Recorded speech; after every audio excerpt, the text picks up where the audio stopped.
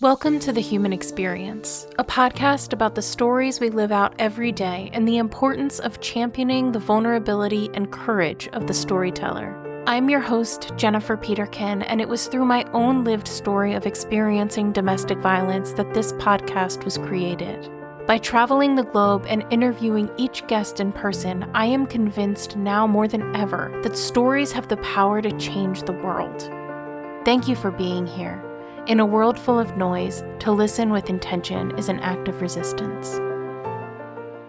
Ruth, thank you so much for meeting with me tonight and sitting down with me to tell me your story. I know a very little bit about it. You were kind enough to send me your manuscript that you are in the process of writing, which is an extremely vulnerable thing to do. So I appreciate that so much. So the question I usually start with is, when I ask you, what is your story?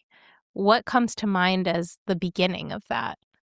The beginning would be, I remember being little and everything was happy. We were, just little kids being like 3, 4, 5 years old. That's the earliest that I can remember.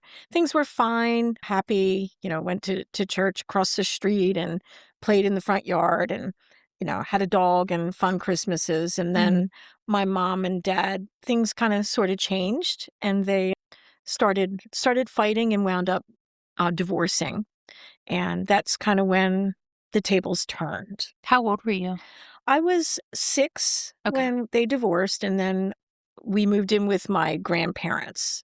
And that's when things really started to turn Yeah. when I was 7. Okay.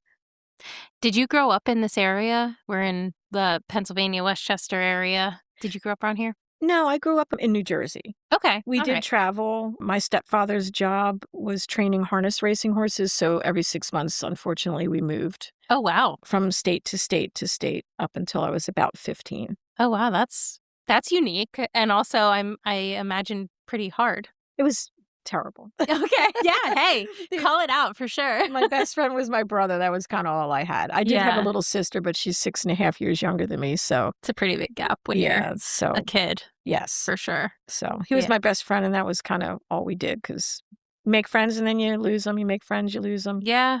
Yeah. That's hard. I mean, I have not had to experience that, but I know it's a story for many that, moving just really keeps you from being grounded in a lot of ways to a place, to people, to community. So, yeah, that's Yes, hard. it was. It was very difficult. Yeah. So you moved in with your grandparents when you were 7. I'm assuming with your mom. Yes. Okay. My dad came every so often to see us, but then eventually we realized he was just never there anymore. And that's when, looking back now, that's when I figured out that that's when the divorce was finished. We never heard the term divorce when we were little. My dad just kind of disappeared. That's really interesting. So they never sat you down to say, this is what's happening. It just all kind of happened. Nothing. Yeah, there was no words spoken. Yeah. Nothing. Just kind of, he just left. Yeah. Has that ever come up for you as like, did you know what was happening at that moment, in those moments? And looking back on it, did it affect you in the way of, I didn't actually have a direction because I didn't actually know what was going on in my life? Yes, I felt that immediately. Yeah. Felt that I felt abandoned and confused, and that he didn't love me, that it was my fault. Mm. And when things turned bad at my grandparents' house, I didn't have him because I quickly realized when we moved that I did not have my mother either. Even though she was present, she was not a good mom. Yeah. Totally abandoned is how I Yeah. felt. Yeah. I think, my thought is that it's probably a product of the time, right? To a certain degree that it just wasn't talked about or wasn't openly discussed. Because I feel like that's a lot more popular now to, this communication with your kids and the way to do it and all of that stuff. And so I feel like part of me shouldn't be shocked, but also to really think about that. That's very incredible as a kid to just not know. And I feel like a lot of people can probably relate to that. Yes, because back then, I mean, like, I think there's a big age difference between me and you. But back then, like, divorce was, like, frowned upon. Yeah. That, that was a dirty word, and it was embarrassing. So they So just it's never like told us. sweep it under the Under rug the as rug. much as You're possible. supposed to live through your marriage no matter what. Mm-hmm. Suck it up, deal with it, grow, learn, heal. But my parents didn't. Yeah. And learning, as I got older and talking to my dad, that my mom was pretty much the reason. Okay. But that's, again, another Yeah. story. But yeah. So moving in with your grandparents, when your dad stopped showing up, how did life change for you? at first we were excited because it was like during the summertime, my parents lived in Brigantine. Oh my gosh. So, and they lived, my grandparents, they lived like a block from the beach. Stop So it. it was like the best. That is where my grandfather lived. Oh, really? Yes. What part? He lived at the bay. Okay. Yeah, not far from They the lived golf from the, course. okay, The down the links. north end. Yeah. Okay. We were kind of central. Okay. I say we, but when we lived with my grandparents. Yeah. So, it was fun, and I was excited because I was like, we'll be at the beach. Mm-hmm. But my mom kind of brought us there and kind of left. Didn't leave. She'd come home at night, but left us in the care of my grandparents. So I was like, okay, I love my grandparents. And so I was like, this will be okay. Mm-hmm. But it turned out to not be. They were the first people to turn the tables and present the abusive part that I started to grow up with. Oh, geez. Did you have much of a relationship with your grandparents before that? I did. My grandfather, he was pretty cool. We would go to the beach and collect sand because he would make these phenomenal. He made them for the banks, which was kind of cool. Sand castles. Oh, cool. Like legit castles, but he made them look like the bank that he would put them up in. Oh, nice. So I would help him make them. And he had a big workshop, and I would help him do that. So that was kind of fun. And he knew that I liked snakes and lizards and whatever. So he would help me catch snakes, and we would put them in cages and, Wow. bonded Yeah. in those ways. Yeah. But living together is a completely different experience, I guess, than just visiting each other. It was. My grandmother, I didn't know any of this, but she seemed a little off to me as a kid. I was just like, she was just different. Like, she would make us take pills that we didn't know what they were and tell us that they were vitamins. Oh, my. And I would question what they were. And she's like, no, they're okay. They're good for you. They're vitamins. Yeah. But then as I grew up and I kind of watched and played back in my mind, it's like, no, they were from pill bottles. And so I started questioning as I got older, and I learned that she was in and out of Vancouver a lot of her life. Okay. So a lot of her mentality was lived out on us kids. I had five cousins. No, four. Three girls and a boy. And then myself and my brother. My little sister, she was too little, and she was never kind of part of any of this stuff. And she would put us all in the bathtub. Fine. That's fine. We're all around the same age. But the water was always scorching hot. And she would make us stay in, whether it was hot or not. And we would come out with burns on our legs and stuff like that and cry. And my cousins would go home. Eventually, their mom and dad, my aunt and uncle, didn't let them come over as much anymore. But my mom wouldn't listen because she wasn't home. And my dad was not there. Yeah. So me and my brother were left to her devices. And for instance, me and my brother, there was a playground, and we would always go to it. And are you familiar with the old time sliding boards where they were metal? Yes. And how they got really, really hot? Yep. And then they had the big poles that go down the sides. So my brother was like, it's too hot, I told him. He said, just go down the pole, slide down the pole, get off. I was sitting at the top. So he's like, get off and slide down the pole. And I did, but the pole was hot. So he said, just let go, you'll land on your feet. I'm 7. So, of course, I let go, didn't land on my Oh, feet, no. and I broke my arm because I landed on my arm. So went to the hospital, long story short, got set, came back home. But my grandmother decided that they didn't set it right 2 days later and took the cast off and reset it herself and then put the cast back on. Back in the day, it was the casts where you had the top and the bottom and then you would wrap around. Okay. Where now they have like a mold kind of a Yeah, thing. you can't just like take it off. off. Yes, they didn't do that back then. It Yeah. was a bottom plaster and a top plaster, and they would wrap around. So she took it off and literally reset Oh my gosh. my bone and put it back together. And there was really no reason for that. No. Oh my word. And did your mom just not believe you, or was she just kind of absent? She was kind of absent. I would try to tell her that things were not right, but a 7-year-old has a hard time explaining exactly what's going on. So she kept promising that it was only for the summer. It was only for the summer. So I was like, okay. But then that was my grandmother. I just kind of learned how to stay away from her. Mm-hmm. Instead, my brother and I my brother believed me, and we came up with devices to, being kids, we would annoy her. She was a cleaning freak because of the mental issues, Mm-hmm. and would clean walls, clean ceilings, whatever. So we would take our Jell-O and vanilla pudding that she would give us, which was wonderful. I loved it. Mm-hmm. But we would take it and put it on the spoon and fling it up into the ceiling just to watch her go crazy and get it off, because that would keep her busy and away from us. And it was an outlet for you guys Just to keep her occupied Yeah. and keep her away Yeah. from us. And where's your grandfather during all of this?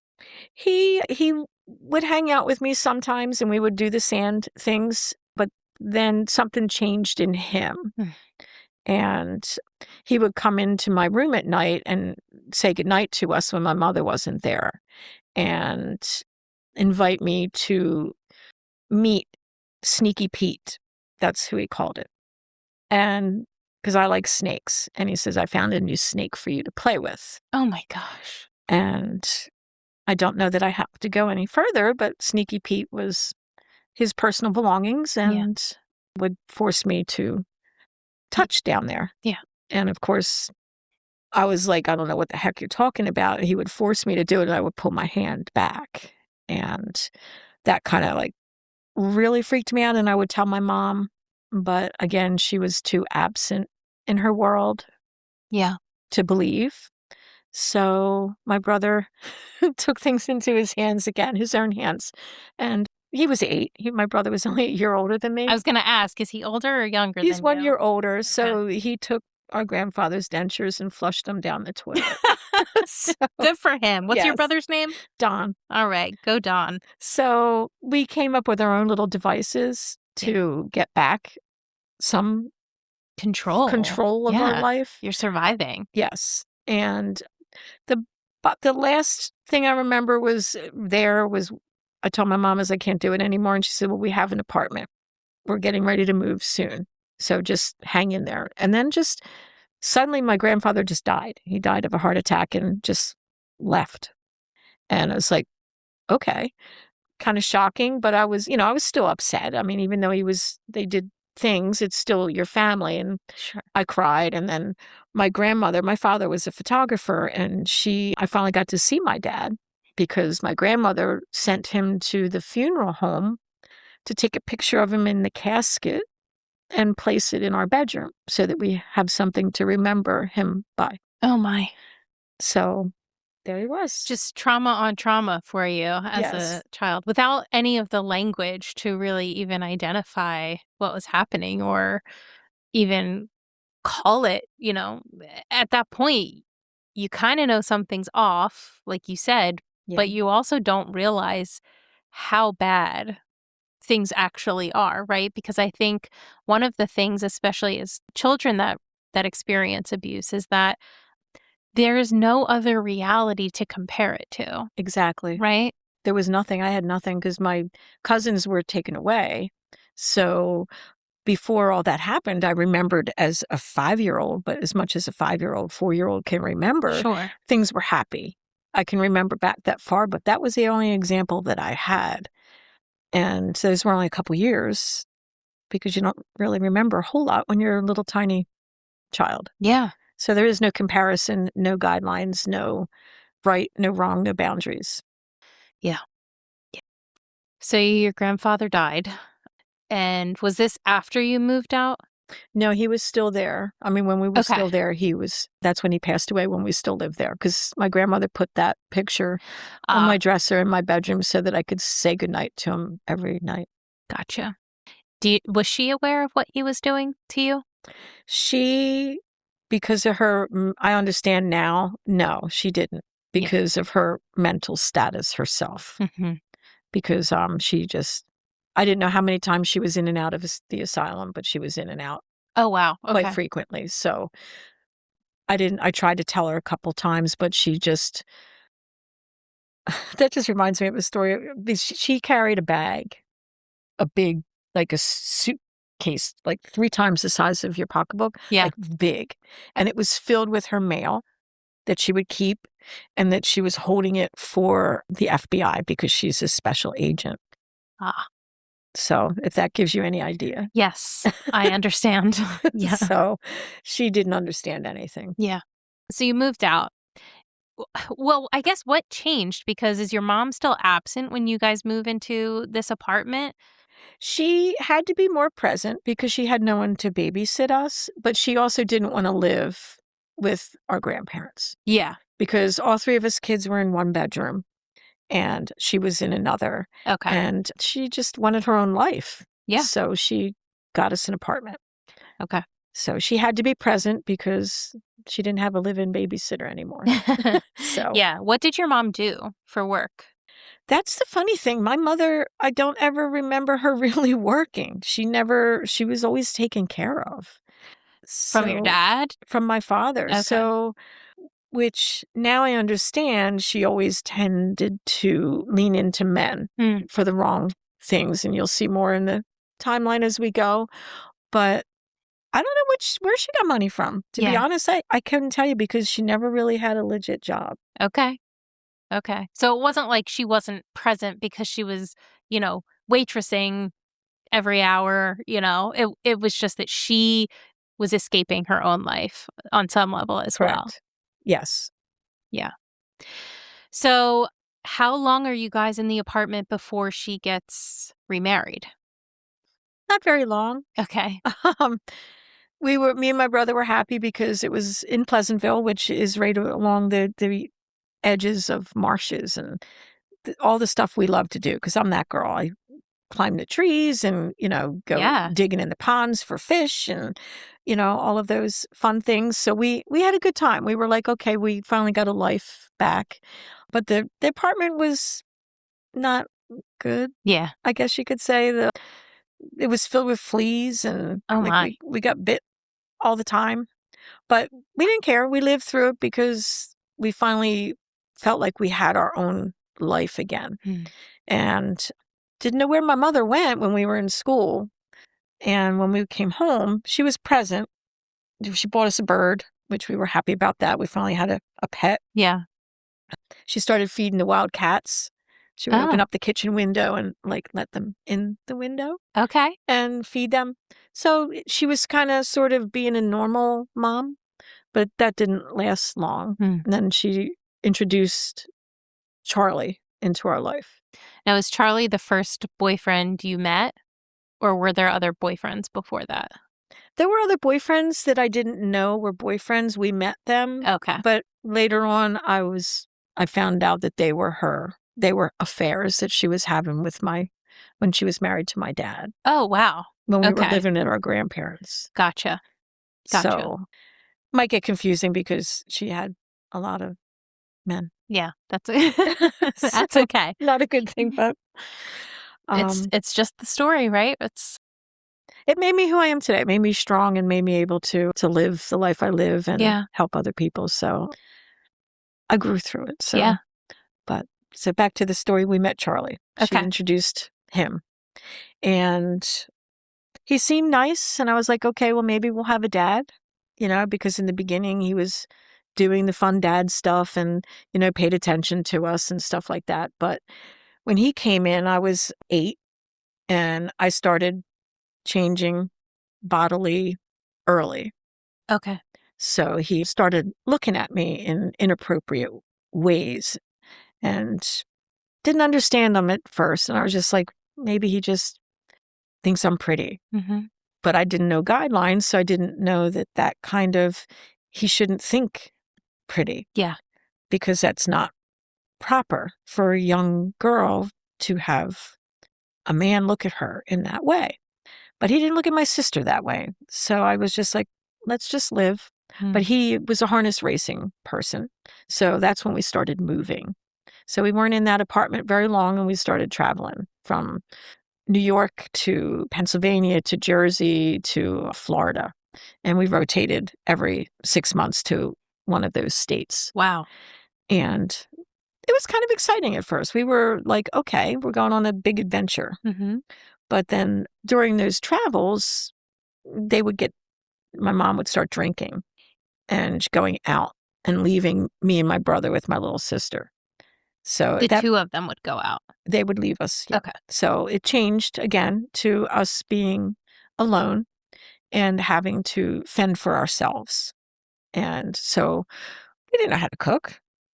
I was 8, he was 9. So my sister at that point was 2.5. Oh, geez. And she would be like hungry. So we would eat raw spaghetti because we can just get it out of the box and eat it. Yeah. And to this day, I still eat raw spaghetti. And I taught my kids to enjoy raw spaghetti, and I told them the story behind it, and they think it's funny, and they eat raw spaghetti.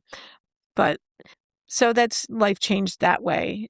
But then my stepfather also, as I got older, started to touch me in inappropriate ways.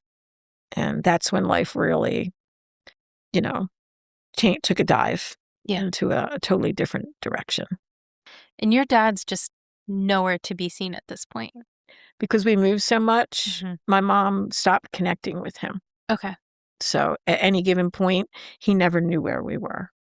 And I used to think that was his fault until I did meet with my father when I got older and we talked, and I realized it wasn't. But I was very angry. Yeah.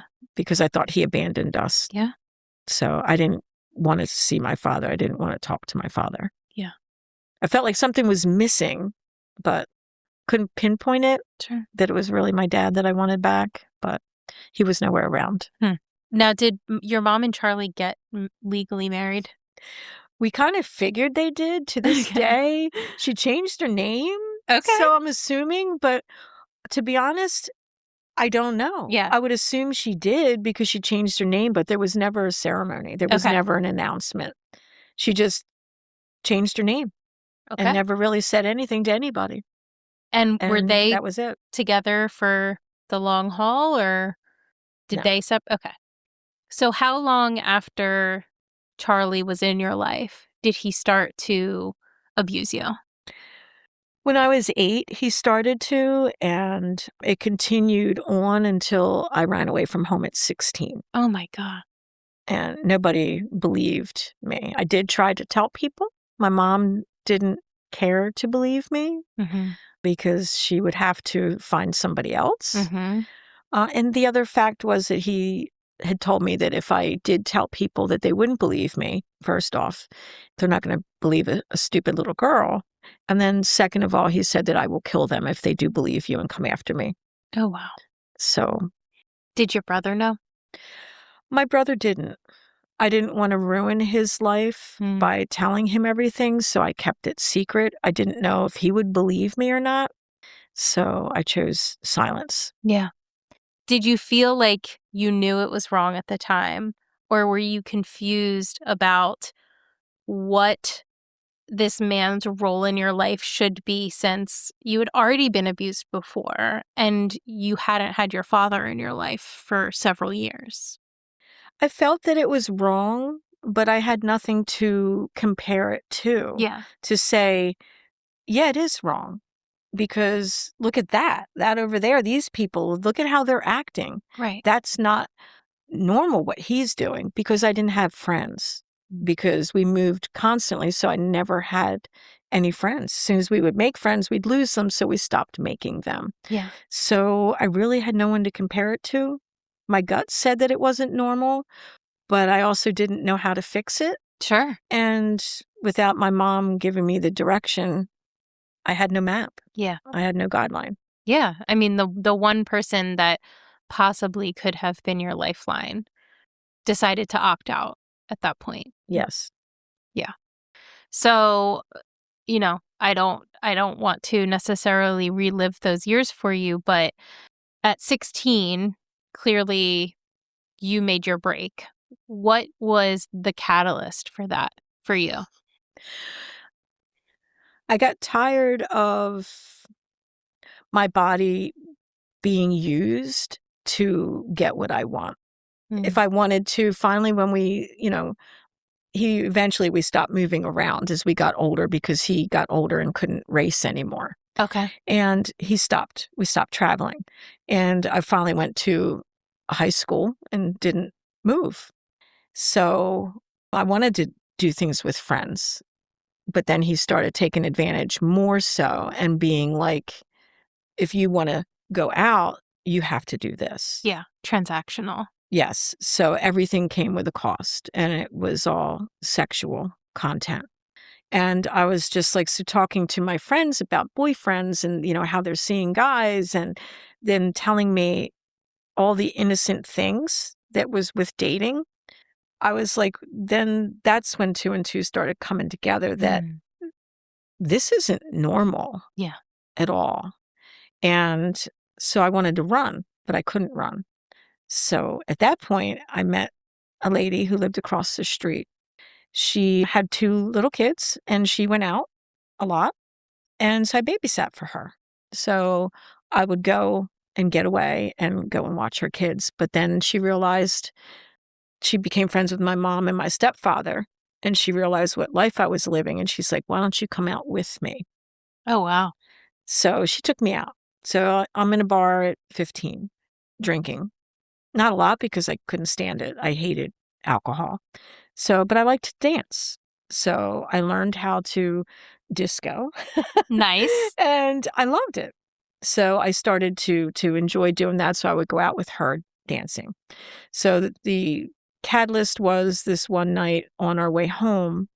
We were walking to the car, because the club that we went to the parking lot was full, so we had to park down the street. So we're walking to the car, and I was still 15. I didn't drive, so she drove, and she's like, get in the car and don't argue with me, just get in the car. So I did. But what I found out next wasn't so good, that someone had gotten in the back seat of our car. He was following us, and he put a very large knife to my neck and sat in the back seat and told her to drive.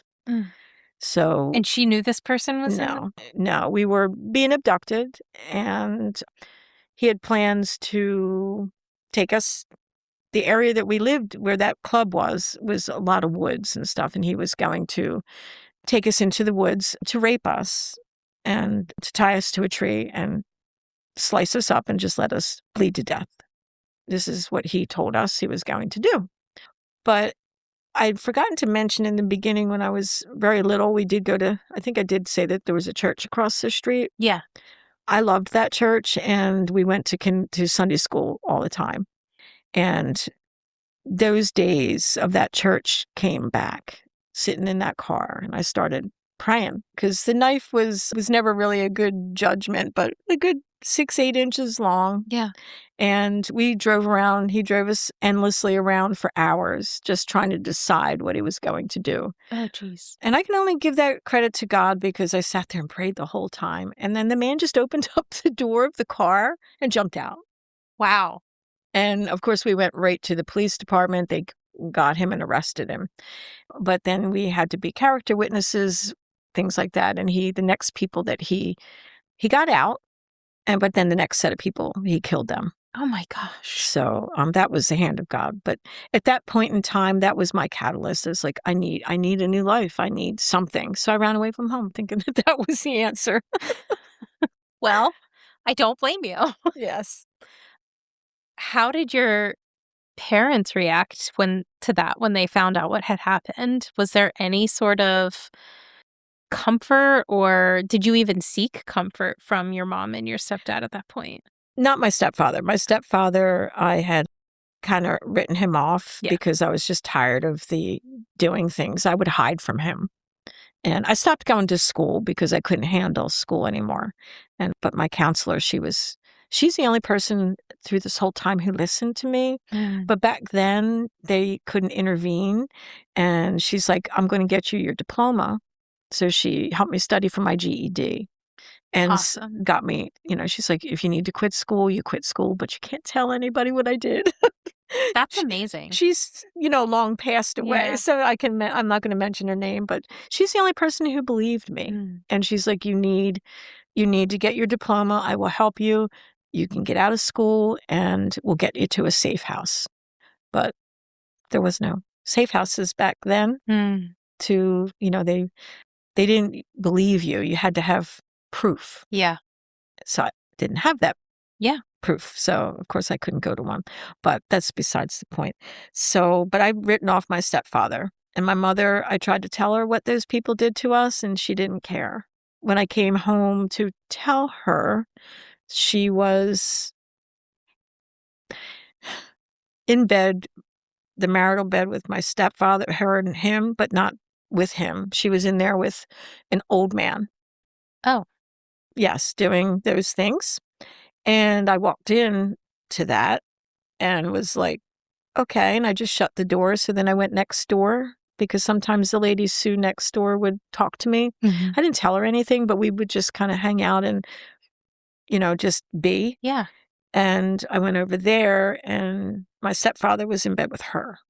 Oh my gosh. So at that point, I was like, I'm done. Yeah. I'm done. I had gotten my GED and I just was out. I was leaving. So where did you go?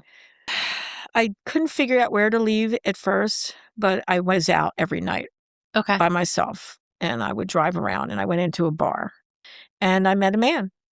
And 3 weeks later, I moved in with him. He's 8.5 years older than me. 3 months later, I was married at 17. Wow. That was my way out. Mm-hmm. But then he became my abuser for the next 18 years. Oh my God. Yeah.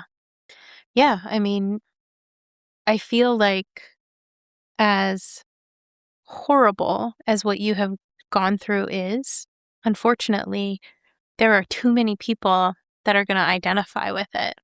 Yes, unfortunately, but that's why I'm here today. Yeah. Yeah. Thank you. So at this point, were you still pretty close with your brother? We grew a little bit apart during my teenage years because he got friends when we stopped moving around. Yeah. And we were no longer that best friend relationship. And he wasn't being abused like you were, so No. things were less complicated for him in that way. He didn't like my stepfather because my stepfather would pick on him. Yeah. And they would fight and beat each other up. But that's about the extent of it. Sure. So when you ran away, did anybody know where you went? First of all, did your mom care? Did they try to look for you? Did your brother try to look for you? Did he know that you were planning on running away? nobody knew. Okay. Not my brother. I did eventually, when I moved in with that man would be my husband. Mm-hmm. I told my mom where I was. And she's like, oh, good. Okay. Oh, my. And I'm just like, okay, then. Yeah. So I guess I'm doing this because she's like, just okay. Yeah. So you meet this man. Is this your first boyfriend that you chose? I did date one other person. Okay. And but again, I didn't understand how boundaries were. Mm-hmm. And he was controlling. Mm-hmm. So, but I guess I let those kind of people in because that's all I understood. I didn't know how to stand up for myself. So I feel like people saw me, Yeah. saw me come Yeah. in and was like, oh, I can get what I want and take advantage of this girl because she's clueless. It's normalized, right? For you. Yes. It was normalized behavior. So, Yes. yeah. So that didn't work out. And, then I met him and moved in 3 weeks later. Yeah. What was the initial draw to each other? Was it that he was just somebody that would help you escape, or did you feel something, when you first connected with him? The sad part is I didn't feel anything. Mhm. I saw him as a way out Yeah. because he showed interest in me. And I was like, maybe this person will love me Mhm. because I wanted love and I don't think I ever got it. Yeah. And always longed for love. And I was like, well, just maybe this person will be that. Yeah. And he liked to dance. So So you had something in common. we did. Yeah. Yes. So Yeah. that was, I guess that could be a little bit of the draw, but the primary thing was my escape was to get away. Yeah. I mean, again, I think that as awful as it is, it's something that a lot of people can identify with, just the desire to be loved and having not experienced that in any meaningful way in your life, at least since you were 5 years old, if you can say it was then. Of course that's going to be attractive. Of course that's going to be something that you're drawn to. Somebody that says that they love you and is, whatever, how obviously you said he became your abuser, so whatever mask he was putting on at the time, of course it seemed like a fairy tale or perfect. I don't even think he had a mask on. I didn't see. Really? Yeah. He wasn't the one hiding. I was the Mm. one not seeing. He was who he was, because then when my eyes finally started to open, he was the same person. I just started growing and learning. Wow. So I think that it was just me not knowing what to look for. Yeah. So you get married. Well, you move in with him first. Why do Yes. you decide to get married? Because he asked me to. Okay. Simple. I love it. It was no magic. It was in a bar. He put some thing on it was his high school ring. Okay. Yeah. And didn't even put on my finger. He put it on a necklace chain and gave it to me. That was my engagement ring. Okay. And I was like, okay, I guess this is what it's supposed to be. Yeah. And I just went. No boundaries, no guidelines. You have no clue what's right or wrong. Sure. You're just moving forward. So by the time I was 18, I was married and trying to take care of a house and didn't even know how to take care of me. Yeah. Now, did you get a job at this point, or what were you doing? I did get a job. I was working at a travel agency Okay. and trying to find an identity Mm-hmm. because I really didn't have one. I had no idea who I was because I was always somebody else's toy, I guess you could say. Don't know what the right word would be there, but manipulated my whole life that I was like, who am I? Yeah. So I started that search to see. Yeah. So how long did you work at that travel agency? It didn't last too long because unfortunately I love my job, but he went bankrupt. Oh, okay. So I went on to the lovely unemployment line. Mm-hmm. Mm-hmm. So back then it was a little bit different. You had to actually go and stand in like hours worth of lines Oh, wow. at a building in Atlantic City that's scary as all heck. So, because it's not in the good place of Atlantic City. Yeah. Yeah. So, but that's what I did. I was on that for a year and a half because back then I had no experience. Yeah. So I had a hard time finding a job because I didn't go to school. Mm-hmm. Not that you need to have a college degree, but you need to have school for direction. Sure. So I really didn't have any. So I had no experience, no skills. So I was on unemployment for a year and a half. Yeah.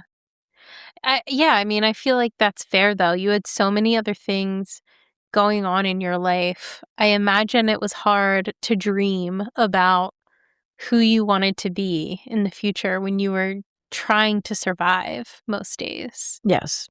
Which being on unemployment for that year and a half actually did play a good point, like you said, because that's when the abusiveness started to come out. Mm. He wasn't a sexual abuser, he didn't force me to do things like that, but he was a physical abuser Okay. where if I didn't have things in the cabinets in the right way, he would rip them all out, everything out, and I'd have to put it all back together and put it back.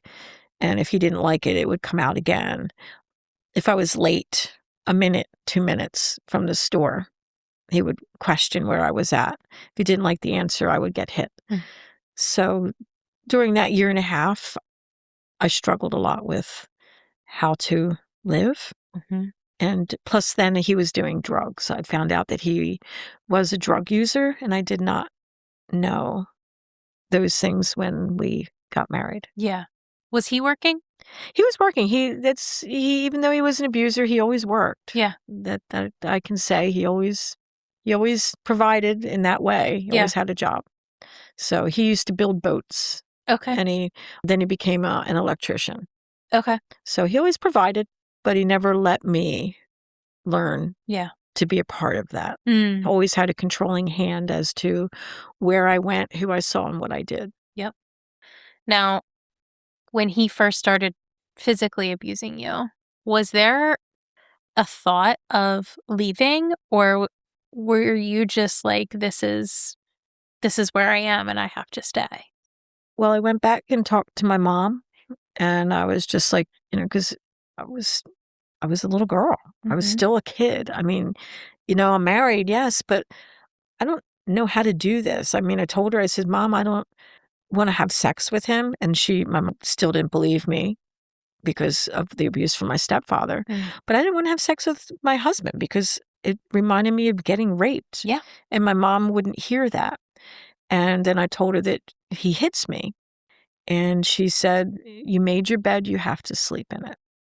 That is so interesting coming from your mother, that's the advice that she gave you. Yes, that's what I got. So I went back home. Wow. And you stayed for 18 years? Yes. Is that what you said? Did you have kids? I did. I had children because I had to have sex with him because I'm married. And that's how I got 2 babies. But did I cringe when I did it? I didn't want to have sex with him. Yeah. Not his fault, but because of the rape that happened. Yeah. My childhood, I didn't know how to emotionally attach sexually to a human being in a proper way. Yeah. So I just let him do what he wanted to do. That's so hard. And so, yes, I got pregnant. I wanted birth control, but he said no. And so I learned the rhythm method. Okay. So I learned when I was ovulating and I would be sick or something, just have reasons, let him fall asleep and then go to bed after he was sound asleep so that I wouldn't have to have sex with him. Yeah. So I learned how to be manipulative, I guess, in that way, but again, to protect myself. Yeah. From having more children. Yeah. I mean, your nervous system is literally on high alert at all times. And I don't know that you ever came out of that. No. When the abuse went on pretty much every day. And my mom did get sick. She wound up getting breast cancer. And she said, she did contact me back and say, do you remember that little church that you used to go to? Can you come with me? And I was always wondering about God up until that point. Like, can I start going again? Like, what do I do? But I felt that I was ugly and I didn't think that God would want to love me because of what I've done. I blamed myself. At that point, I was like, it has to be my fault. I'm doing something wrong because everybody hurts me. Like, seriously? Like, something's wrong with you. So, but I went with her and we sat in the church and she told me why she wanted to go. And so that was a breaking point for me and her. We were able to bond again, but she died 7 years later from the cancer. Okay. But it was a new grounding for us, and it was a new grounding for me. I started going to church and praying and getting strong and finding out who I was because God loved me and He said it's not my fault. Yeah. So it started to heal things. I still went home and was still hit, but I was learning how to manipulate through it. Mm-hmm. So, and my dad, through my mom's illness, reached out. Okay. And we were able to heal things. And I found out it wasn't him. She kept him from us, my mom, Yeah. and that she was cheating on him. That's why they divorced. He didn't abandon us. She just never let him know where we were. And we, reconciled everything. But that left me with the marriage. And so then when I came home from church, it would bring us new things, me and my husband, because I didn't realize he was into demonic worship. Oh. With his friends. And so that opened up Oh my a word. whole nother, I was just like, okay. But at least that I knew how to fight Mm-hmm. because I was learning about it by going to church. But when I would walk in the house, he would throw knives at me and literally try to kill me, to take me out. Oh my word. So How did you learn that he was worshiping the devil? the people, when I would come home from church, would meet me outside in the front yard and invite me to their worship ceremony and say they knew that we had no money and they would give me $1,000, $2,000 to buy food, to fix the car, to do whatever, if I would just sit down here and proclaim the devil with them. This was people at your house, at They your came to home? the house Oh my word. and did it with my husband. Yes. And your husband, I guess, was like, yeah, I'll take the money, or was he already involved at that point? I still don't know if he was actually involved, but he didn't stop them from harassing me. Okay. They were buying drugs from him, and when they knew that I was going to church, so if the people would overdose, all of his friends would bring them to the house. And if you don't pray over these people, and if they don't come out, we're going to hurt you. Pray what over them? I'd have to pray over them to be healed from their overdose so that they wouldn't die. To your God? To my God. And if my God didn't heal them, that they would hurt me. Oh my gosh. Ruth, I'm so glad that you're writing a book because your story is so layered and so crazy. First of all, I think that your story should be told just so that you can be seen as the survivor that you are, because it's incredible. But second of all, it's, again, the kind of thing that unfortunately I think too many people are going to hear at least parts of and say, yeah, that was me. I've been there. Mm-hmm. The last thing we talked about, I've never met anybody that has experienced that personally. So that's a new one for me. But, oh my gosh. And that horror stayed with me for a long time because a lot of people, they might think that it's crazy or whatever, but like things are around you that you don't realize it. And when I was at home by myself, I would have to turn on all the lights and open up all the closet doors because I could feel the cold, dark presence of their evil, whatever stuff that they did. They left that behind. They're literally inviting it into your house. That's yes. Horrifying. So, but that was, thank goodness, before I had children. Okay. They did not have to experience that. But what they experienced was worse, though, because the hitting was every day. And I would have to lock them into their bedrooms and be like, don't come out until mommy says it's safe. So he would hit them? He would not hit them. He never, thank God, ever put his hands on them. But he did it to you in front of them? He was starting to. Yeah. And I didn't want them to see it. Yeah. So I would put them in their room. And they knew the routine. They would come home. If he wasn't home from work and they heard the car in the driveway, they would know without me saying, it's time to go in the bedroom. Yeah. And they would have to clean up everything and tidy it up and put it away. And I learned a habit that I had, and I just was able to break it about 10 years ago. Okay. I would hang up pictures, like every wall space had to be covered with pictures. And I was like, why? And it was an obsession. And I had the counselors set me down and she's like, well, when did it start? And I remembered it because you block a lot, you hide, you bury, and you don't remember. And things started surfacing, and it was because of the holes in the walls when he would punch me. I learned to duck. I learned to be able to read his fist and watch and duck. And so he wouldn't fix the holes. So I bought pictures and I would hang them all. And so every time I moved, I carried that with me. Yeah. And hung pictures. And the counselor was like, you don't have to bury it. You don't have to hide them holes anymore. You can let it go. But that just left 10 years ago. But see, that's how my kids lived. Yeah. And so. And do you have what sons, daughters, one of each? I had a daughter. I have still. She's 38. Okay.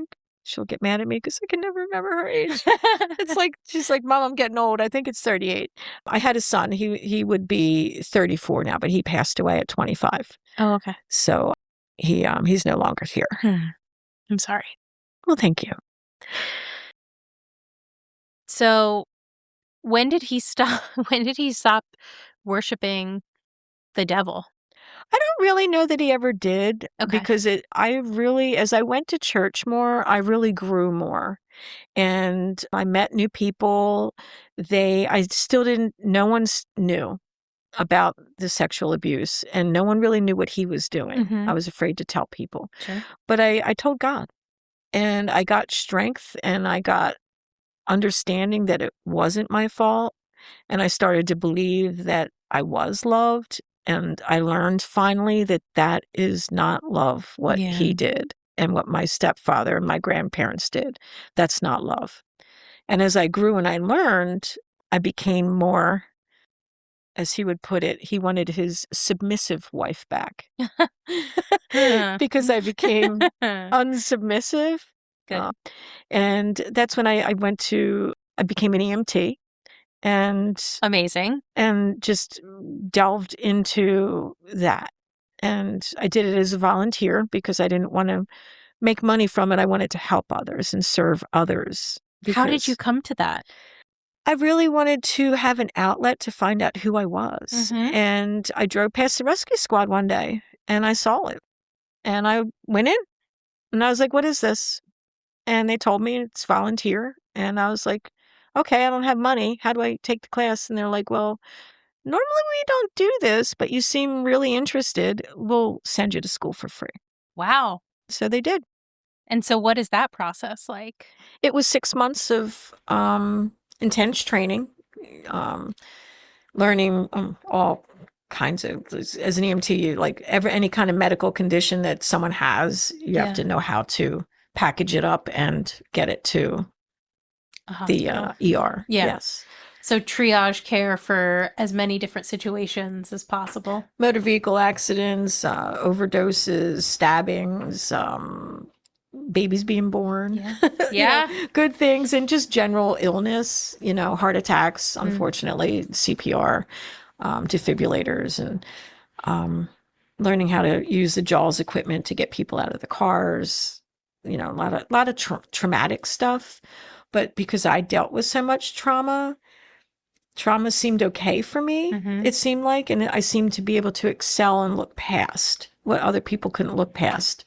Yeah. Because I'd already been traumatized. Does that make sense? Absolutely. Yes. So I was able to look into it and be like, I can do this. Like, I lived through a stabbing. I was abducted. Like, I get this. It's okay. And unfortunately, I was in a few car accidents as well, and was shoved under an 18-wheeler and had to be. Oh, my word. So, like, motor vehicle accidents and healing, I knew all about it. Yeah. So I was like, I got this. Yeah. So those people were the ones who nurtured me to say, I'm not telling you what to do, but you don't need to live like this. They planted seeds, and that started a new wheel turning. Yeah. What you said about becoming an EMT and kind of thriving in that environment and that training makes perfect sense to me, because you have such a different baseline from most other people. And so, as counterintuitive as it sounds, there's a gifting there. You are able to absorb things that other people may not be able to.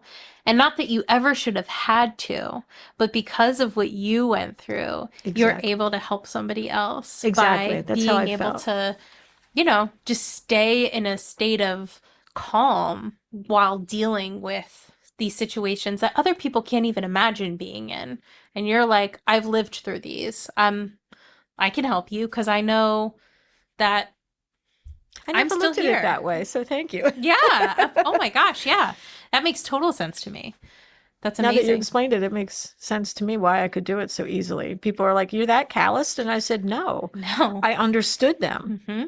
So it's like, I don't think that's calloused. I think that that's compassion. It is. It is. It's an important part of compassion because what you've survived, you are able to look at somebody else and say, and not to say that there weren't extremely difficult parts of that job because I can only imagine.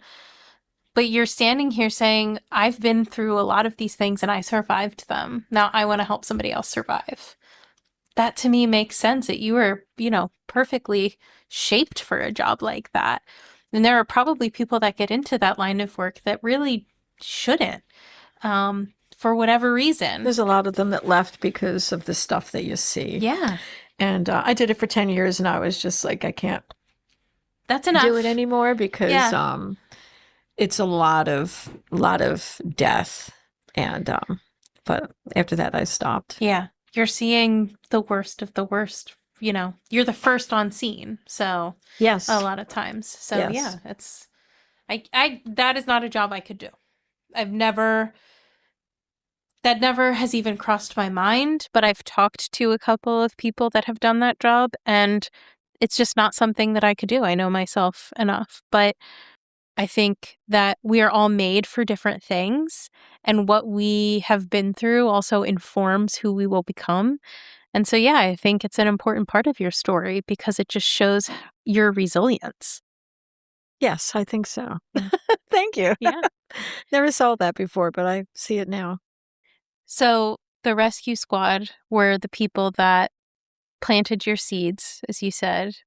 Now, were you telling them what was happening or could they see what was happening? I didn't tell them, but they were a woman that was older than me. She'd been around the block a few times, not in bad ways. Yeah. But she's seen a lot and she knows what a healthy, good marriage is. She's still married to this day and loves her husband. They're very old, but they're very wise. And she could see that I was hiding something. And she just couldn't put her finger on what. But that's why she said, I don't know everything, but you don't have to live with whatever you're living with. Yeah. You can get help. When did you start to think, okay, maybe I can leave? When I started there. Okay. Because it really ticked my husband off. Okay. Because he was like, because I was going out. Yeah. What are you doing? And I was like, you heard the pager. I'm going on a call. What are you doing after? I'm going to put the ambulance back and come home. Yeah. And so he put a heavier finger on me. And I was thinking, it's like I could, want to get out, but he controlled our money. Mm-hmm. And I didn't have any. And I was like, I want to get out, but how? So, and then I thought about it. He was very strong. And I was like, I'll never get away. Mm-hmm. Like, he hurts me. Mm-hmm. So I saw a sign. I was like, well, I see this karate sign. People are talking about it. Can we join? And he's like, yeah, why not? He says, you can join, but I have to be there, of course. And I was like, no problem. No problem. You'll be in a different class eventually because he'll probably excel faster than me. And he did. So I learned how to fight. He got a black belt, but I got injured. So I got hit in the head with a boat trailer. That's another. Oh my I should be dead. I was in the hospital for 5 days with a brain bleed. So I was not allowed to participate anymore. But he excelled to become a black belt. But I learned enough. Mm-hmm. I learned enough to be able to defend myself. Okay. If I had to. So I was like, okay. But then he started disabling my car. Oh, geez. And So I was like, but going to church and all that and talking to people at the rescue squad and karate, I gained my confidence back. And I was just like, I was moving forward. Mm-hmm. So I told him one day, I was like, well, okay, so I got to learn how to fix my car if he takes the parts out. So I told him one day that the car wasn't running right. Can you help me fix it? And I sat this time and I watched over and over again as he was fixing my car. I learned to take things out on purpose and mess them up. Learned enough, because back then, they're not like electronic cars like now, everything's electronic. Mm-hmm. You could take a water pump out and replace it yourself. Mm-hmm. Spark plugs, do a tune-up all by yourself. So I knew the gapping in the spark plugs. So I just messed it up a little bit so that the gap was too wide, so that it wasn't making a connection or a spark. And so it would mess up my car. Yeah. Not to destroy it, but he'd have to fix it. Yeah. And I'd watch and I'd learn. And when he disabled my car, I felt confident enough at this point that I could get away. So I was planning. I was starting to get money out, swindle it, put it in a savings account. But then I was like, where am I going to go? So I tried setting up safe houses, but they wouldn't take the kids. So not back then. They didn't have room for all that. Plus it was different. Mm-hmm. You needed proof. You needed this, you needed that. And I didn't have it. I lived in a place where it took the state police 45 minutes to get there. Oh, wow. Yeah. So by the time they would get there, he would be done doing what he's doing and I would be dead or whatever. So why call them? And it's not like you had the, handy phone camera to be taking pictures. Didn't have cell cameras then. We had the cell phones just came out and they were these big boxes. Yes. And I was just like, what in the world? This is never going to take off. I laughed. I'm like, really? These are going to work? I had this stupid pager thing. Yeah. Where if you need me, text your phone number. Yeah. And then you would go to a phone booth, which you can't find phone booths anymore. No. They're non-existent. That's how I would, so. But I, built up my money but I didn't have a safe house. But I was almost there. But then he came home from work one day and something snapped him and I was dying. He was strangling me on the floor. And I was praying and I was just like, Lord, okay, I'm coming to meet you. Take care of my kids because he was strangling me literally to death. Yeah. But God burst through and he broke the hold and I got my keys and I was able to get out the house. Yeah. And I ran to the only place I knew was safe was the rescue squad. Mm. And I went into the bathroom there and don't know if you ever met anybody that is going through like when the fight or flight mode turns off, we throw up and you have diarrhea and your body so I was just doing all of that in this bathroom. Yeah. And one of the medics came in and for a call and she heard me and she came in. And she was like the other lady that I don't want to name names that was there for me and told me you don't have to live like this. She knew too. She's like, I know because, certain calls you need medics with. So I work with them all the time. She's like, I knew something was wrong. I'm not dumb. But she sat on that bathroom floor and cleaned up all the mess and said, who do you want to call? And I said, I don't know. So, but then a friend of mine's name came into play and I called and I went to her house and she just took me in, gave me a place to stay just for that night until I could figure things out. And that was the last day I went into that house, except for the arrangements that I made with my lawyer to take care of my children. I was still able to take care of them until I could get them out. Okay. So that's how quickly things escalated and changed. I'm so glad that that was the cutoff for you because we know statistically that strangulation is kind of the end game there. If somebody is willing to get that close to you and perform that act, it's an extremely personal act of violence. Yes. And it's not quick.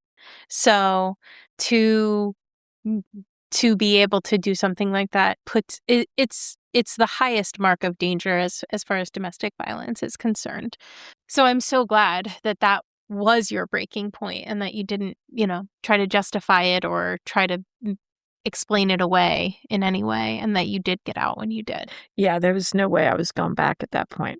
I didn't know what I was going to do with my kids. They were nestled in their beds. They didn't see any of it, hear any of it. They were sleeping. Yeah.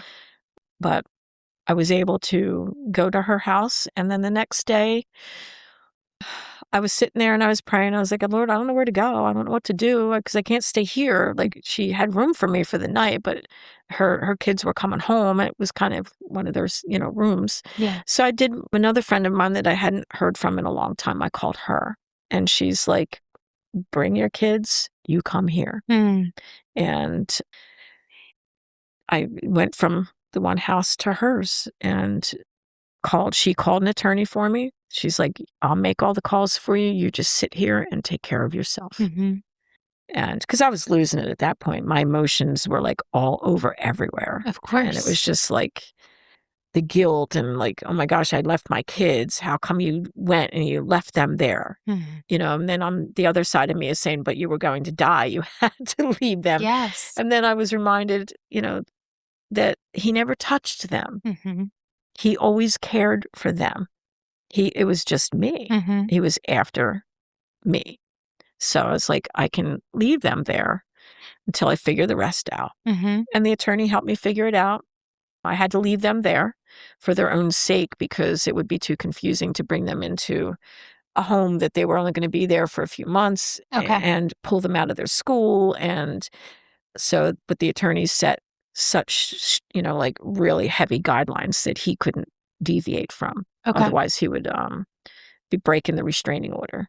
So you were able to go into that house to be with your kids, but he wasn't allowed to be there? He would leave for work in the morning, and I would be a certain amount of feet away from the driveway. And when he would leave, I would pull in, and I would get them on the school bus, send them off. And then I'd gone to work. I'd gotten a job, and the EMT was a volunteer. Right. But I'd gotten a job at a preschool, so I was working there. And when they would get off of their bus, I would be at the house, and then I would take them to the preschool to work with me until I was finished. Okay. And then I was allowed to come home and cook them dinner in their own home and put them to bed. And he was not allowed in the house. He had to do whatever he felt he needed to do, but he was not allowed in until 8 o'clock at night. Okay. And at 8 o'clock, I would leave, and he would come in. I didn't have contact with him at all. Good. And the kids didn't know. They just knew that mommy didn't live there anymore. They didn't know what their father did. Yeah. And to this day, my daughter knows some things, but I still chose not to tell them everything. Does your daughter know that you're writing a book? She does. Okay. How do you feel about her finding things out about you at this point? Believe it or not, I started writing this book when I was 50. So I started talking to her about this then. I felt the draw to do it, but didn't feel confident enough to do it because I don't think that I fully understood my healing. I still had a lot of things to see and understand before I could tell somebody else. Sure. Because you have to have a victory. Like, you can't just say you went through all this. Then you have to have a way to show them their way out to heal after. And I didn't have all of those answers. So I talked to her and she was fine. She's like, Mom, you shared enough with me about that. And I respect you for what you did. Because I never spoke ill of him to them. I said, you guys, he did this to me, not you. You form your own opinion of your father. I will not form that for you. So that's the relationship me and her held with that. And to this day, she still holds that. Yeah. So she still has a relationship with him? He died. Oh, he did? Okay. Yes. After all of this happened, I did get away and I did, I remarried and so did he. And he moved to Virginia. And he had gotten liver disease, liver cancer he was hepatitis, I think that is, from the intravenous drug use that he used. I think that the liver disease came from that. Oh my. I'm not sure, but he did pass due to liver disease. Okay. So, but they did maintain their relationship. When he moved to Virginia, they would go and see him. Okay. So I never interfered with that Yeah. because that's the father. Let them decide themselves. Mm-hmm. Yeah. So once you were able to finalize things, did you retain custody of the kids? I did. Okay. Yes. So they were able to move out once you were settled. Yes. It didn't take too long to get things moving, and I was able to get them out. And, he moved on with his life and I moved on with mine, and healing began. Did he fight you on the divorce? No. Really? Well, back in the day, you had to write everything the reasons are for the divorce. Like now you can just get away with irreconcilable differences Mm-hmm. and they'll give you a divorce. But back then they did not. You had to write out everything. So I wrote it all out Wow. and I wrote out everything. More than what I've told you. There's more. I And, believe it. and it's like, and the judge is reading them all and he's just kind of shaking his head. And at this point he was in Virginia and he asked him if he contested any of the things that were said, and he said no. Wow. And so it was granted. I mean, I feel like that's a gift from God in and of itself because there's so many horror stories of abusers just holding on for Yes, dear life. So I'm so happy to hear that there was some relief there for you in was. this process Yes. because up until this point, your life has been so hard, so difficult. Yes, it was. But it molded who I was Yeah. now. So it made me a better person. I think that it taught me how to have compassion and to see that people out there they need people to see beyond what they think they see Yeah. and help Yeah. other people because there's so many people that are hurting and need direction. They need love. They need someone to just say, you're not alone. Yeah. Absolutely. Where before, if I didn't go through all this, I don't think I would have known how to do that. Hmm. Yeah, it's really interesting that I firmly believe that you don't need trauma in your life to extend compassion. But it's very interesting that the people that I know that have been through trauma at varying levels all have this vein of empathy that isn't really found if they haven't walked through something like that. And so while I don't wish that upon anyone by any means, I think there is something to the fact that by living through these things, there is almost I think of it almost as like a superpower that exists within you to be able to connect with other human beings on a different level because you have had to endure something that nobody should have had to go through. Yeah, no, you're right. And it's, it, I don't, it's like people ask, if you could relive things. And would I want as much to have happened? Mm-mm. No. But I see that the path that it's taken me and the people that I've been able to talk to along the way, I wouldn't have been able to help those people. Yeah, And where would they be? Would anyone else have been there? sure. Do you know what I mean? So Yeah. it's like, I feel like it's happened, yes, but let me take it to use it as a calling to help somebody else. And that kind of question is so difficult too, because especially for somebody like you who your entire life has been marked by these events. You really moved from abuser to abuser to abuser for decades. And so, again, it was your normal.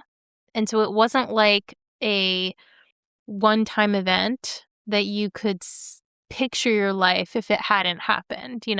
Yes. Where, it wasn't a one car accident that changed something in your life that you had something beforehand to reference. This was your entire life. Yes. And that's not to say anything about somebody that experience as one traumatic event versus many. I don't believe in qualifying our traumas. No. But I think that kind of question specifically for someone like you is a really difficult one to even contemplate.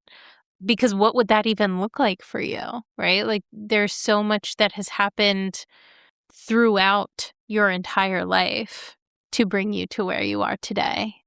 And yeah, you wouldn't be the person you are without that.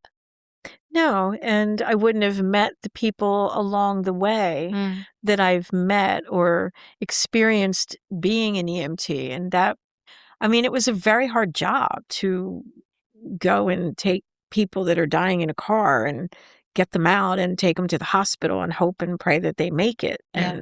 And, like, but you're able to be there in their time of need, not necessarily for the patient, but for the person that's with the patient. Yeah. Because I was able to hold their hand and let them know that there's hope, that there's, I wouldn't have been able to do any of that. Yeah. And, like I had, my 2 kids, and then I did remarry, and then because of that remarriage, I was able to get a 3rd daughter. And Mm, so it's like I can't picture my life without her being in it. Do you know what I mean? yeah. So it's like, yeah, if I didn't have to deal with all of that, she wouldn't be here. Yeah. And her, she's she's 23, Okay. and she's keeping me young. Yeah. And, like, she's given me a new look on middle age, because I have a younger I had her when I was 41. Yeah. So it's like there, like, this whole thing turned into other things. Mm, And I was able to get I finally graduated when I was 50. I not from high school. I was able to become a chiropractic assistant and graduated as valedictorian of my class. amazing. So, like, if I didn't go through any of that, I would have never been pushed into that Mhm. journey. And that's a whole thing in itself, because that gentleman, he was a godsend, Mm. the chiropractor that I worked alongside of. He just kind of took me in and sent me to the school, paid for it all, Yeah. Wow. and flew me to Florida so that I could wear a cap and gown and graduate. Mm. So all of these things I wouldn't have been able to capture and enjoy if I wasn't pushed Yeah. to search for those things Yeah. through to heal from the abuse. Absolutely. So does that make sense? Absolutely, it does. So Did you ever reconnect with your brother? yes, Okay. me and my brother are wonderful. I'm so happy to hear that. Yeah, we never really lost touch, Yeah. but we weren't the best friend thing that Mhm. we were when we were little. Sure. But now we're brother and sister again, and never lost that, Yeah. but the closeness is back. I'm so happy for you. So, That's because yeah, it's important. Does he know your story? I told him some, Yeah. so I still haven't told him everything. Yeah. So, I don't like to burden people with all the gory details, like, Sure. all of them, because if they knew, if I told you half of them, you'd be mortified, so I Ruth, try not I am to. already I'm not mortified, but I am already sitting over here thinking that you are just an amazing walking miracle. And truly, truly, your story is so incredible. You are so resilient. You have so much to give. And the fact that you're giving it is amazing. It's Well, awe thank you. inspiring, You make me truly. cry. I mean, you are somebody that had so many opportunities to give up, and nobody would have blamed you if you did, but you didn't. And you're sitting here now, and from where I'm sitting, you're thriving, and you are now going back into the parts of your life that hurt the most, and in an effort to heal and offer healing, are willing to stand up and tell that story. There is so much good that's going to come from this story. There's so many ways that it's going to be used. And even if it's just one, it's worth it, right? It's totally worth it. If But I I know it's not going to be one. There's going to be many, If I can help because just one girl to realize that she doesn't have to be that way, yeah. then that's what I want. Yeah. I don't want them to find out later in life, like I did, Mm. that there's a way, there's a way out. Yeah. I want them to find out earlier that someone's there, that they're not alone, and that there's not to tell them what to do, but let them know that they're loved and they can get out, Yeah. that this isn't normal. Yep. Validating their experience, Yes. because that's some of the most important work that needs to be done for these survivors, is to just validate what they're going through and say, you're not wrong, you're not weird, you're not crazy. This is happening to you, and it never should have happened. And you can move on. You can heal from this. They need to know that they're beautiful, because Mhm. I never felt that I was, Mm. never felt valued, important, Yeah. that I could be anybody. Yeah. And if they can just learn those things, because I tried to commit suicide twice, Mm. and God intervened twice. Wow. So I was like, all right, well, I'm supposed to still be here. Yeah. So I continued moving forward, and he had plans, and as you can see, I'm still here. Yeah. But I don't want people to go through that, to feel that desperate to get out of something that they feel they have no control over. Yeah. Yeah. So you left. I think it's fascinating and wonderful for you that you got remarried after everything that you've been through. Were you already on a healing journey when you got remarried? That marriage,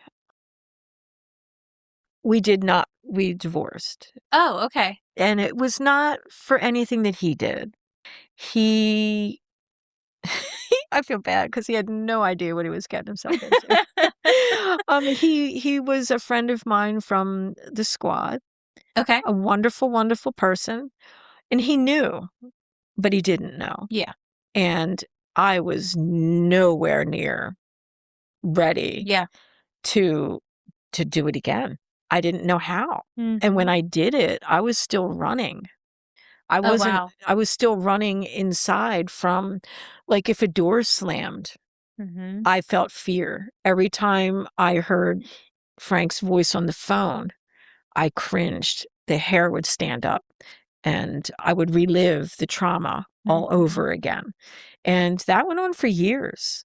And there was no way I should have ever gotten married. And I feel bad, but I got my wonderful daughter out of it. Yeah. And me and him are still friends, and it's not a bad thing. Yeah. He couldn't handle Yeah. what I was dishing out. You And both didn't know what you didn't know. exactly. Yeah. So that marriage should have never been, Yeah. because it was way too soon. Okay. To me, personally, you need, until you go through everything and rehash and heal, Mhm. stepping into a major decision like that is a no-no. I agree. I mean, others might disagree, but personally, Not me. You will not find a disagreement here. so I should have never Yeah. married him. It's hard. It's so hard, because I get it. I get where it comes from. You want to be okay, and you want to have another person there, right? But there is so much healing work that There comes with is. this. And after that divorce, I spent a couple of years trying to do things on my own, but now I had 3 kids, Mm. and I still was not acknowledging all of the hurt and the damage that abuse left on me. Yeah. And I realized I had a dependency issue, not on drugs or alcohol, but on people. Sure. I didn't know how to take care of myself. So I got into another relationship, and it lasted 12 years, but I was in it for the wrong reasons again. I didn't know how to take care of myself. I was running out of money, and so he asked me to move in, and I did. Yeah. Wrong, wrong, wrong, wrong, wrong. But again, I was still learning and growing and healing. Yes. And I was just like, Lord, I was a Christian then, and I felt so embarrassed because I was like, why am I doing these things? It's like, this is not what he would want. Mm. But because I wasn't seeking him again, I fell right back into what felt normal, Mm-hmm. but that normal was bad. Yeah. And I also think there's so much grace for you in those moments too. And I truly believe that God has so much grace for us in those He moments does. because there is a recognition of where you were and what you had been through and what you didn't know about yourself, but also about the world and other people. For as exposed as you were to so many things, there was a lot you didn't know, I had no right? boundaries. I had no idea how to have a healthy relationship because nobody taught me. Yeah. And looking at my kids now, I am so glad that they've listened and they come to me for advice, Mhm. and because I can show them. I was like, no, red Yeah. flag, get away. That person's not good. Yes, good.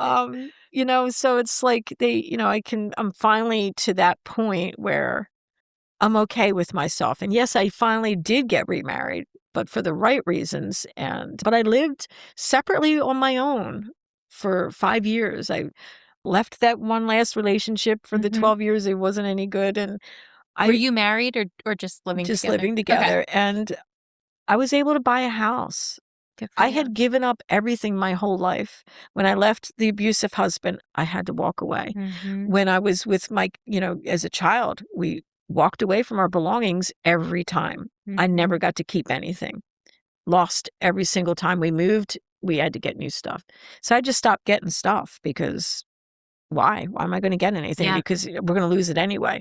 And, when I got married to my second marriage, like when that one failed, I had to give that house away. Mm. So, and then of course that failed relationship at 12 years, that wasn't my house, it was his. Yeah. I had to walk away again and leave it. And I was like, Lord, help me, fix me, please, because I need to not walk in this codependency anymore. Mhm. But that's what the abuse had created. Yeah.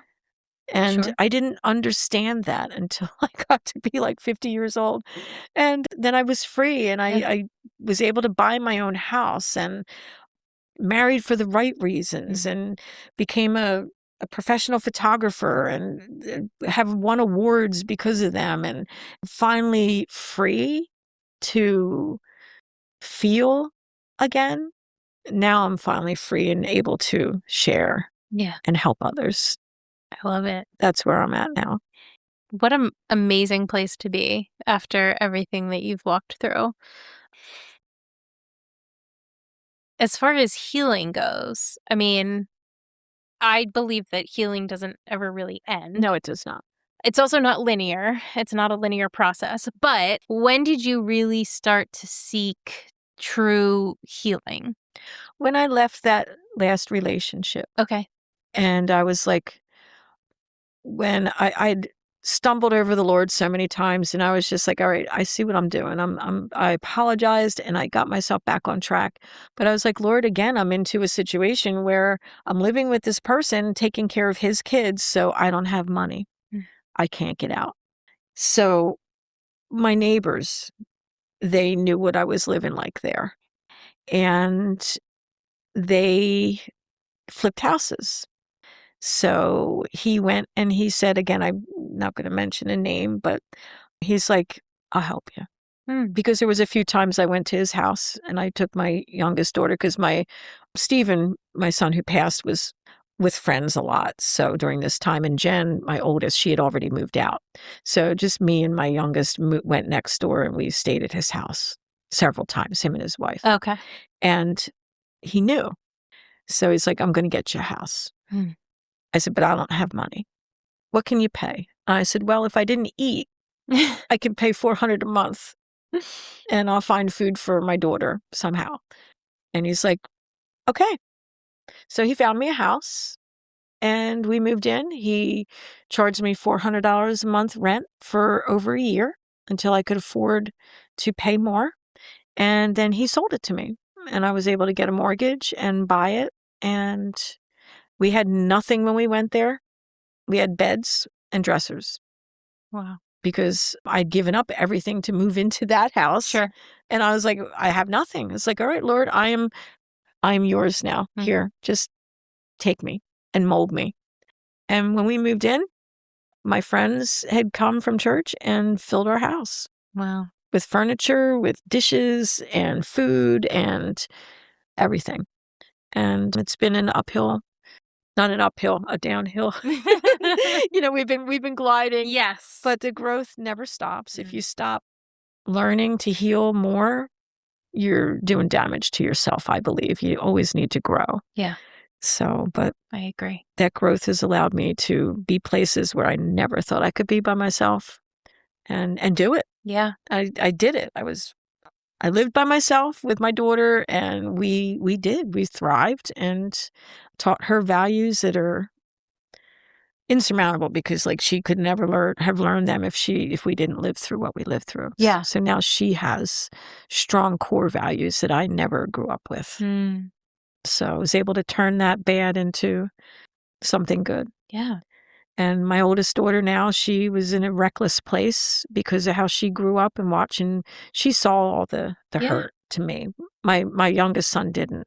He was younger and he didn't see anything, but she did. Okay. And she went on a reckless journey, but now she's a foreman and knocks down houses. I don't know how she does it. She goes in between these big houses and takes the one in the middle and knocks it down without breaking anything else.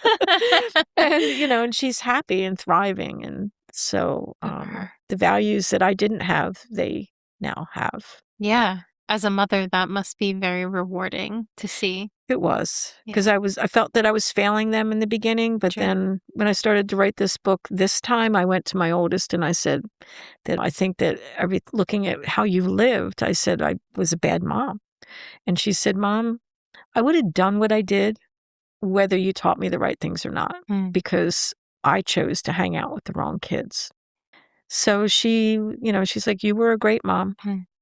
So that was a good thing right there. Yeah. Healing for you, I'm sure. Yes. Yeah. That's amazing.